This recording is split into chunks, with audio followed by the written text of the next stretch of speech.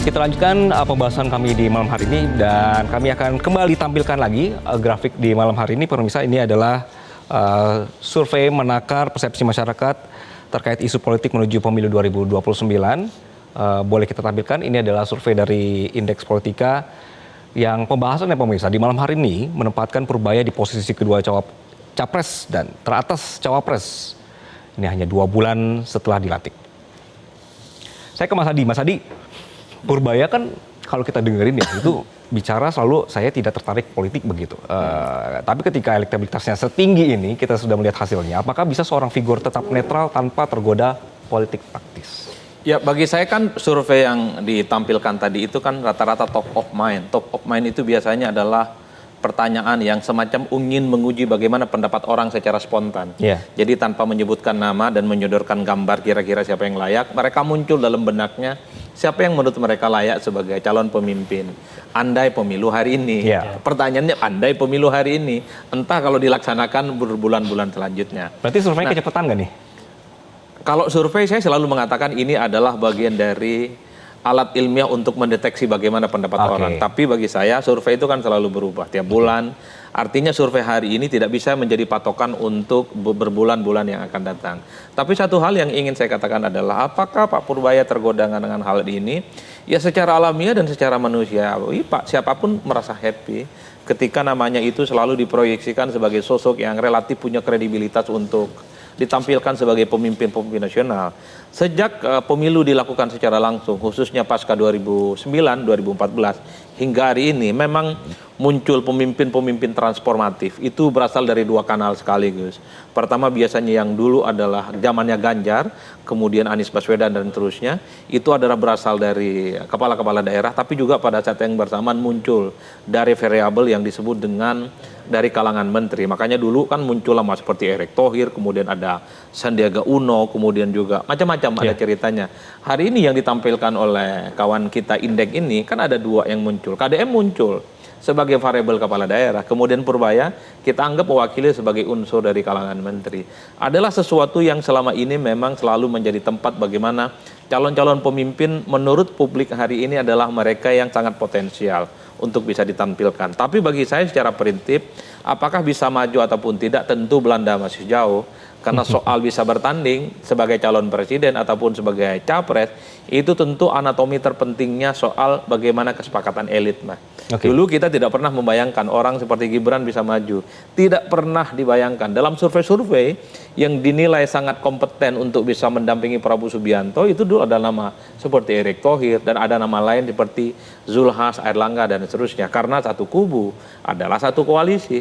Tapi di ujung permainan, Gibran yang tidak pernah dibicarakan pasca putusan MK 90, nama ini muncul, Mas, sebagai variabel kunci.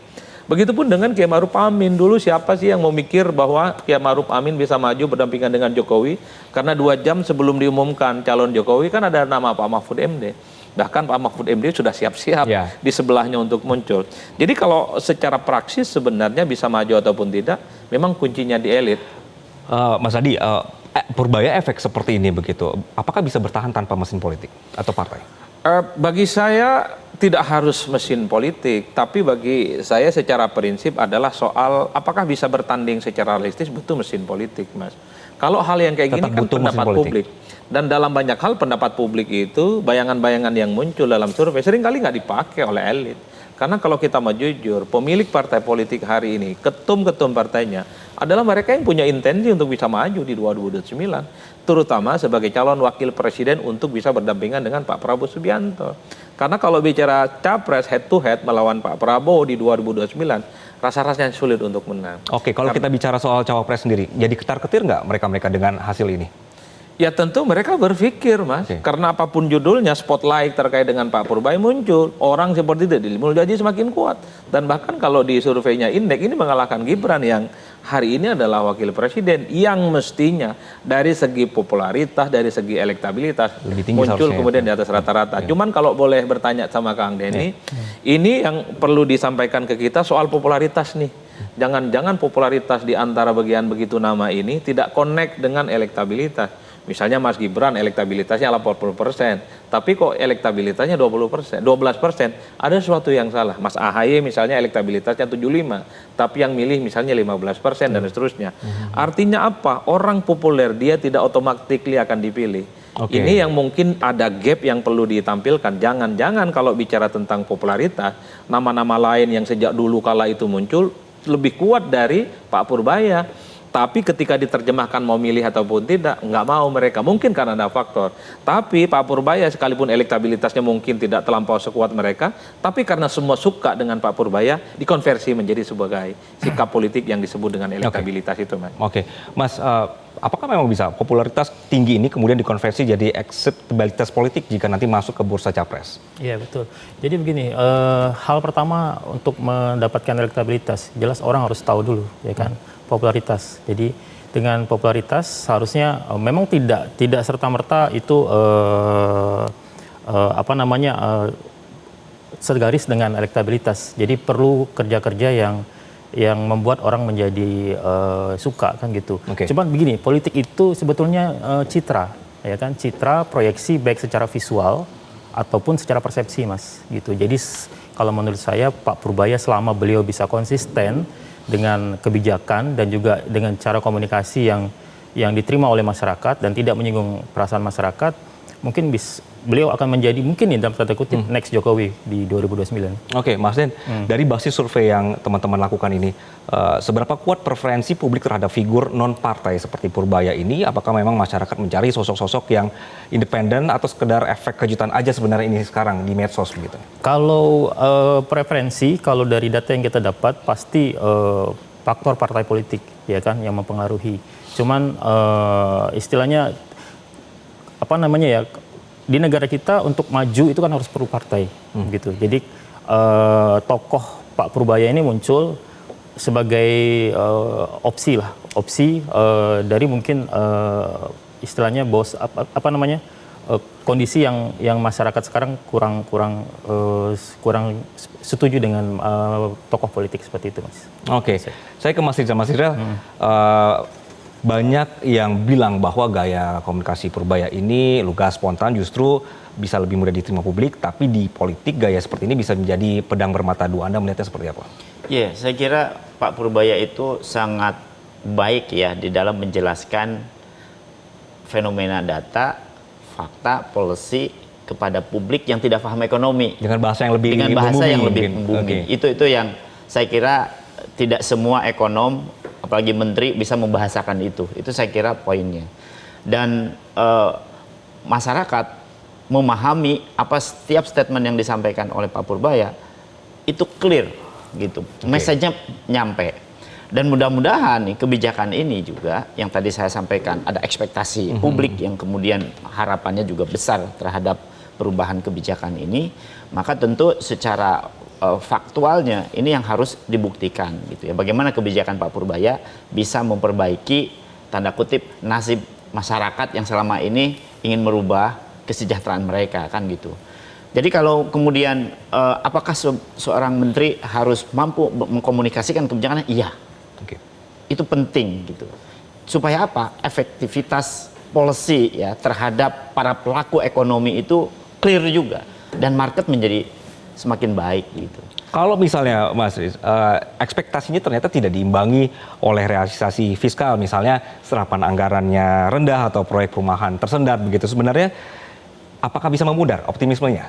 Nah itu makanya pelan-pelan kalau misalnya kebijakannya tidak efektif itu ya, dan bisa dirasakan oleh masyarakat secara langsung, termasuk juga pelaku usaha, itu yang akan menjadi problem gitu ya.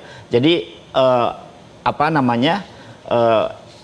ekspektasi yang besar tanpa diimbangi oleh realitas ya, dampak terhadap atau kebijakan fiskalnya ya terhadap perbaikan kesejahteraan masyarakat ya, atau perbaikan terutama ya daya beli masyarakat yang selama ini jadi masalah ya, kemudian perubahan struktural ekonomi makro mikronya gitu ya, maka tentu ini menjadi ganjalan gitu ya. Untuk itu Pak Purbaya akan sangat baik manakala kebijakan fiskal itu ya tidak hanya mudah dalam konteks mengkomunikasikan, tapi juga efektif gitu ya. Diterapkan gitu. Terutama berkaitan misalnya dengan program-program yang memang betul-betul fundamental memperbaiki kinerja ekonomi gitu ya. Apalagi yang tadi daya beli masyarakat, perbaikan sektor industri yang real ya, terutama untuk industri-industri padat karya yang sekarang misalnya sektor-sektor padat karya yang banyak lumpuh tanda kutip ya, bangkrut dan lain-lain.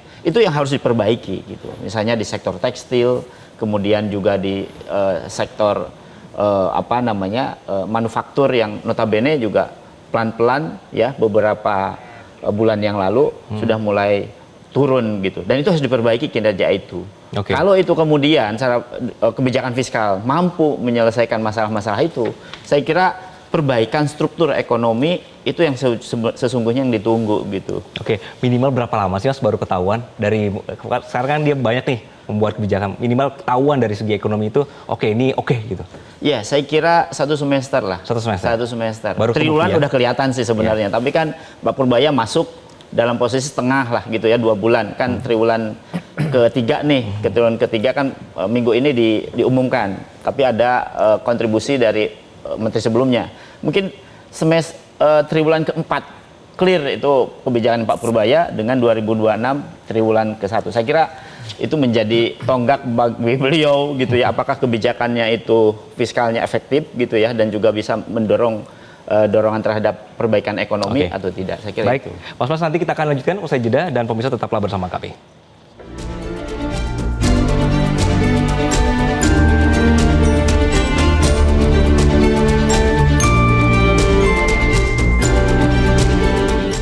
Jelajahi cara baru mendapatkan informasi. Download Metro TV Extend sekarang.